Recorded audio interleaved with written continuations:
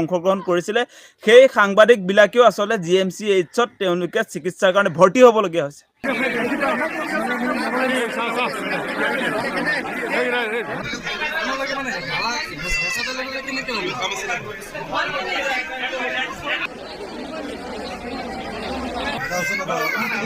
নমস্কাৰ, নতুন এটা ভিডিঅ'লৈ আপোনালোক সকলোকে স্বাগতম জনাইছোঁ। বৰ্তমান বিজেপিৰ যি একনায়কত্ববাদ শাসন বুলি ক'ব লাগিব, যিটো ৰাজতন্ত্ৰৰ নিচিনা শাসন যিহেতু চলি আছে, যিটো সময়ত মানে প্ৰতিবাদ কৰিলেও বিপদ, যিহেতু তেওঁলোকে গণতান্ত্ৰিকভাৱে যোৱাকালি কংগ্ৰেছে এটা প্ৰতিবাদী কাৰ্যসূচী হাতত লৈছিলে। তাত আছিলে যে স্মাৰ্ট মিটাৰ বন্ধ কৰা, বিশেষকৈ এক দেশ এক নিৰ্বাচনত যিহেতু তেওঁলোকে বিৰোধিতা কৰি এটা প্ৰতিবাদী সমদল উলিয়াইছিলে আৰু সেই প্ৰতিবাদী সমদলতে বিশেষকৈ এজন লোকৰ মৃত্যু ঘটিল আৰু সেইটোকে লৈ বৰ্তমান সময়ত কিন্তু কংগ্ৰেছে হওক বা কৃষক মুক্তি সংগ্ৰামে তাৰ ওপৰত কিন্তু খুব উজাৰিছে আৰু তেওঁলোকে কি কৈছে এই সকলোবোৰ মই আপোনালোকলৈ লৈ আহিছোঁ। গতিকে ভিডিঅ'টো স্কিপ নকৰাকৈ একেলগে চাই থাকিব। নিশ্চয় লক্ষ্য কৰিছে যে যোৱাকালি ভাৰতীয় জাতীয় কংগ্ৰেছৰ তৰফৰ পৰা স্মাৰ্ট মিটাৰ বন্ধ কৰা, এক দেশ এক নিৰ্বাচনৰ বিৰুদ্ধে তেওঁলোকে যিটো প্ৰতিবাদী ৰেলী উলিয়াইছিলে, সেই ৰেলীটোক আচলতে কণ্ট্ৰল কৰিব নোৱাৰি, টেকেল কৰিব নোৱাৰি, ল এণ্ড অৰ্ডাৰ চিটুৱেশ্যন টেকেল কৰিব নাজানি পুলিচে কালি যি ধৰণে আচলতে তেওঁলোকে ব্যৱস্থাপনা কৰিছে, যাৰ পৰিণতিত এগৰাকীৰ প্ৰতিবাদকাৰীৰ মৃত্যু হৈছে। আৰু আপোনালোকে দেখিছে যে সেই প্ৰতিবাদৰ যিবিলাক ভিজুৱেলছ ৰাইজৰ মাজলৈ যিবিলাক আচলতে খবৰ বিয়পাবৰ কাৰণে, খবৰ সংগ্ৰহ কৰিবৰ কাৰণে সাংবাদিক যিবিলাকে তাত অংশগ্ৰহণ কৰিছিলে, সেই সাংবাদিকবিলাকেও আচলতে GMCHত তেওঁলোকে চিকিৎসাৰ কাৰণে ভৰ্তি হ'বলগীয়া হৈছে। মানে এটা কথা অতি স্পষ্ট যে বৰ্তমান সময়ত হিমন্ত বিশ্ব শৰ্মাৰ দিনত সাংবাদিকো আচলতে নিৰাপত্তাহীনতাত ভুগিছে। আজি সংবাদ পৰিৱেশন কৰিবলৈ যোৱা সময়ত সাংবাদিকক পুলিচে শত্ৰুৰ দৰে ব্যৱহাৰ কৰিছে।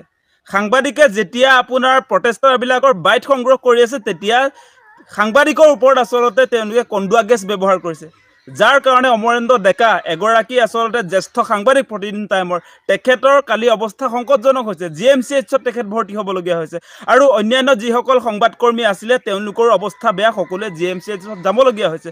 গতিকে এনেকুৱা ধৰণে আচলতে গণতন্ত্ৰৰ প্ৰতি যি ধৰণে চূড়ান্ত অন্যায় কৰিছে, এতিয়া গণতন্ত্ৰৰ চতুৰ্থ স্তম্ভ আজি সংবাদ মাধ্যমৰ ওপৰত হিমন্ত বিশ্ব শৰ্মাৰ মাফিয়া বাহিনী বুলি কৈছোঁ আমি।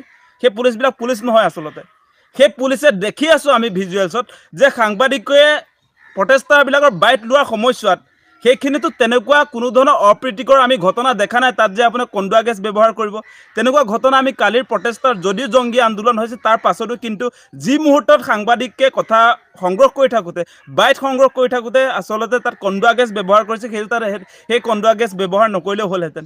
আমি সেইটো দেখিছোঁ ভিজুৱেলছত।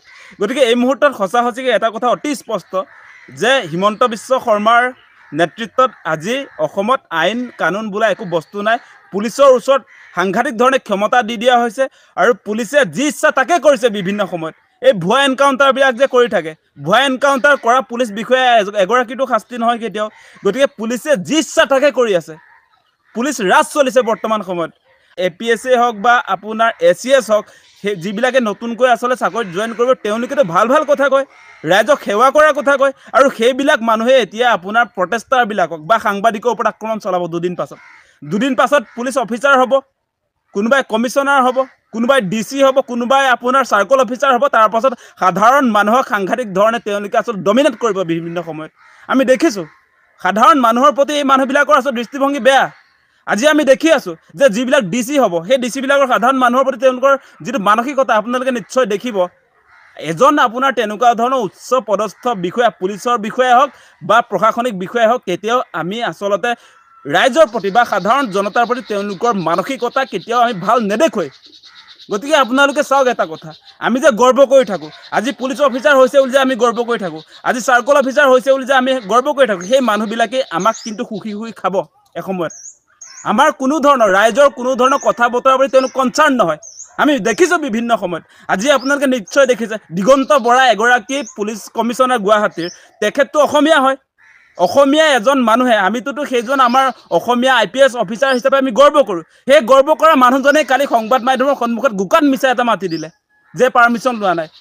আপোনাৰ গণতান্ত্ৰিকভাৱে প্ৰতিবাদ কৰা যিটো কাৰ্যসূচী সেইটোৰ ল এণ্ড অৰ্ডাৰ চিটুৱেশ্যন কণ্ট্ৰল কৰিব পৰা নাই, নিজৰ ব্যৰ্থতা ঢাকিবৰ কাৰণে এতিয়া চালে বেৰে কোবোৱা কথা দিগন্ত বৰাই কৈ আছে। এনেকুৱা ধৰণে যদি উচ্চপদস্থ বিষয়াই যদি এনেকুৱা মিছাৰ আশ্ৰয় লয় তেনেহ'লে পুলিচক কোনে বিলিভ কৰিব, কোনে বিশ্বাস কৰিব? পুলিচ বৰ্তমান সময়ত বিশ্বাসী হৈ থকা নাই, সেই কথাটো অতি স্পষ্ট। আৰু পুলিচবিলাকৰ অলপমান মগজুটো ভাল হয়নে নহয় বাৰু?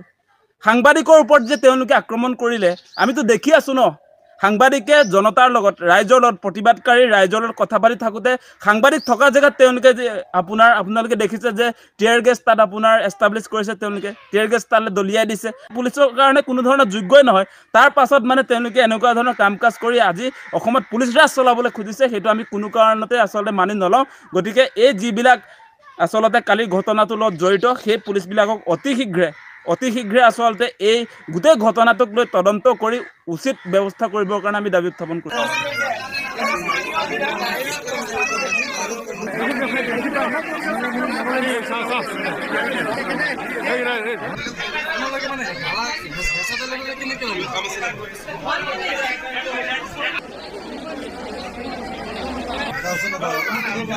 আমি এই সময়ত সকলোৱে মৰ্মাহত, আমি শোকাহত পৰিয়ালৰ প্ৰতি গভীৰ সমবেদনা জ্ঞাপন কৰিছোঁ। ইতিমধ্যে আজি ৰাতিপুৱাই আমাৰ দিল্লীত আমাৰ কংগ্ৰেছ সংসদীয় দলৰ এটা বৈঠক হ'ল। সেই সংসদীয় দলৰ বৈঠকত আমি 2 মিনিট মনৰ প্ৰাৰ্থনা ৰাখিলোঁ আৰু তাৰপিছত আমি লগে লগে দিল্লীৰ পৰা ইয়ালৈ আহিছোঁ বাহিৰে। আমি সকলোৱে এই সময়ত দুখিত, আমাৰ এই পৰিয়ালবৰ্গৰ লগত এই বিপদৰ সময়ত থিয় দিবলৈ ইয়াত আহিছোঁ। আকৌ আমি উভতি যাম।